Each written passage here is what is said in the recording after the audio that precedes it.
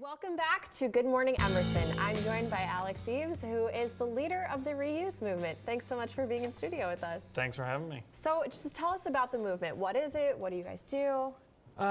So first of all, I'm not the leader, I would say a leader, more spokesperson for the reuse movement. And basically, I'm just trying to get people to go back to where my parents and my grandparents grew up in. You know, the 1960s came along and all these convenient single-use plastics and disposables came along, and then people needed to find a waste solution for that. And so for years, recycling has been that solution.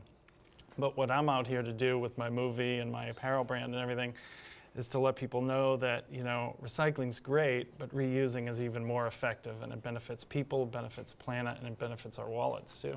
Yeah, for sure.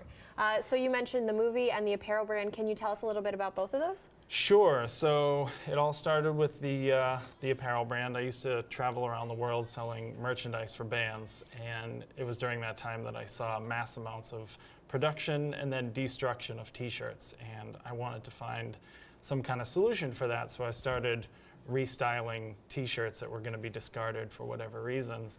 And over time, I just got really, really passionate about reuse and started selling travel mugs and not using any disposables in my life. And then somebody came along and said, hey, you should make a movie or a TV show. And I was like, you're crazy, because I didn't go to some awesome school like this. You know, I was a journalism student at Northeastern and never thought I would make a movie, but one thing led to another, and I traveled to all 48 states and filmed people in different ways that reuse and made a movie. That's awesome. Where can we find this movie? Is it already out? Is it coming out soon?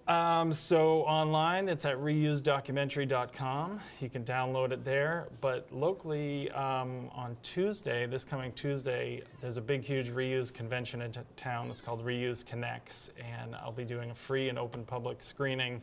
It's at the Somerville Holiday Inn, Bunker Hill, in the ballroom, and it's at 7 p.m. So That's you guys can all come check it out. And is that the same as the Reuse Expo that you Yeah, mentioned? so it's part of the Reuse Connect. So it's, you know, all of the big figureheads of the reuse movement will be schmoozing during the day, and then each night there's a different event, and so Tuesday night is my movie. That's amazing. Yeah. What are some ways that college students, we all live in dorms or in off-campus apartments, sometimes it can be a little tough for us to know how to reuse. So what are some tips you would give to us?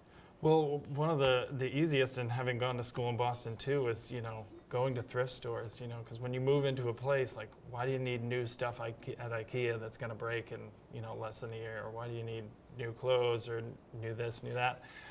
And one thing I'm seeing as I travel around the country and visiting a lot of schools is they have like a leave and take kind of a room. I don't know if Emerson has anything like that, where at the end of the year, you know, if people have a micro fridge or a microwave or clothes that they don't want, they just leave it in that room. And then, you know, the following year, the kids come in and then they can pick and choose.